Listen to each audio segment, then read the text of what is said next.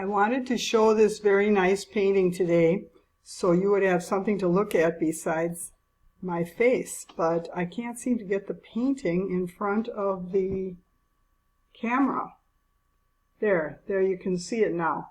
Okay, today I'm going to continue talking. Good afternoon to you. I'm going to continue talking about my theory of rewards and punishment. It's hard to say what a punishment is sometimes. It's hard to distinguish between a punishment or something else. But I'll give you an idea of the kind of thinking that I have been using to try to understand punishments. When you have an adult getting a punishment, the way we have our jails set up, they are punishments because usually, or some parts of it may not be, but the fact that the police have guns and the fact that they are people are told that it's a punishment makes it a punishment. But it could be different. It could be that the police would not call it a punishment. They could think of it in terms of this is something that is going to be necessary because maybe a person murdered someone and they can't be out in public. They might murder somebody else or something like that. So when the judge says they have to go to jail, they do have to go to jail or somehow be limited in their activities in how far they can go into the world. But at the same time, they should not be it would be better if they would not it would not be called a punishment. Instead, they could be thought of as being sick or needing to learn something, needing to get educated. It could be thought of as an education and stated in those terms so that the person doesn't feel so awful about himself. And while he could be limited, he could also be progressing in his life. In fact, in Sweden, they have jails, which actually the people are allowed to leave. And they don't even have to stay there, but they're so nice that the people would probably want to stay. They look more like vacation spas for people who are sick. They have some kind of a problem and they need to learn how to live.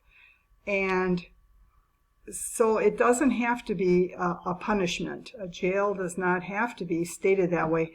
And sometimes people have to go into solitary confinement because they start fights when they're with the general jail population, the general prison population. So, but when they put them in solitary, they don't have to frame it as a punishment. They could say, I'm sorry, you're going to have to go to solitary for a few days because we don't want another fight to break out, and you every time you go out there you start a fight. So that's the only reason. It's not a punishment. It's just that we don't want any fights. Just tell them the real reason, and the person probably won't get as angry and as upset if they have to be in solitary confinement for one day. They can live through it and get back and try not to fight the next time or whatever. But if they put it in terms of now you're going to be punished, the person becomes very upset and is very unhappy about being in solitary confinement. And that's when they start, I think, attacking guards and doing all sorts of worse things because they're so upset. So I think the word punishment has several ways in which it can be interpreted. And well, no, it has one way to be interpreted, although there are natural punishments, which would be like if you make a mistake or have an accident, you're going to have a natural result, which would be a natural punishment. I'm not talking about that. I'm talking about punishments which are put on by human beings. And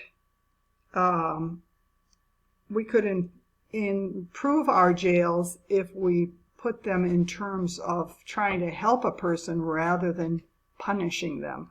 And another thing about jails is the police who arrest the person they would have to have more power than the person. But it doesn't necessarily have to be a gun.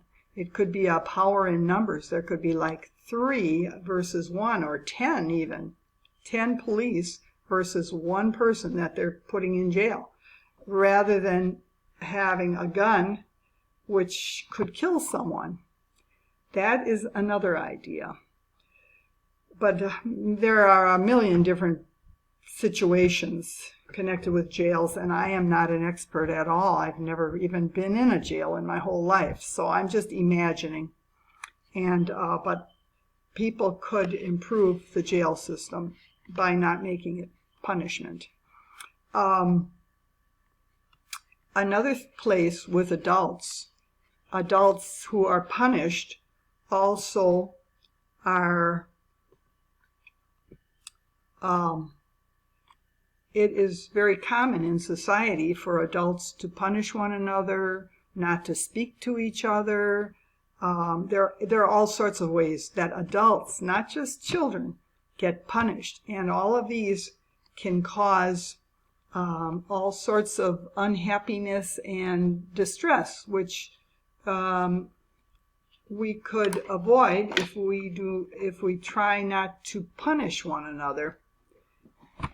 And society itself has a lot of societal punishments, which come in the form of actually rewards.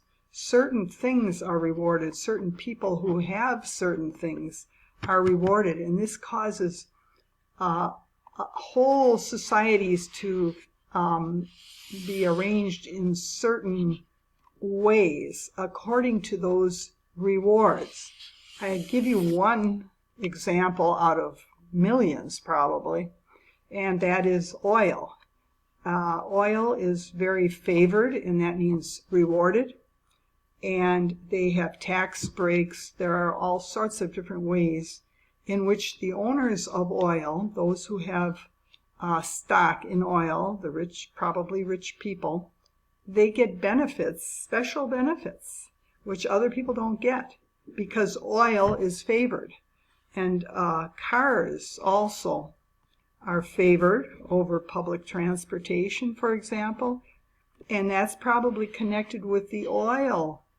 They use gasoline, which is made from oil, so there's a whole hierarchy of rewards that go on in society. Just in that one instance is a pretty obvious instance. That's why I'm using it, but there are many other rewards which are given out which cause problems in society because of the imbalances. There are all different problems that come from the use of rewards in society. That's all for today. Thank you for listening.